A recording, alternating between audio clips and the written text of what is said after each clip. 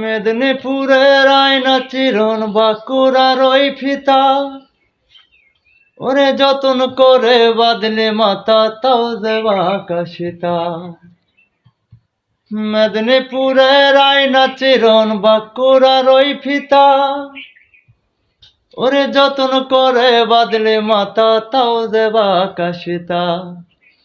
বেশি পাহিয়া রাজকুমারী গলায় চন্দহার, দিনে দিনে বাড়ছে তোমার চুলেরই বাহার।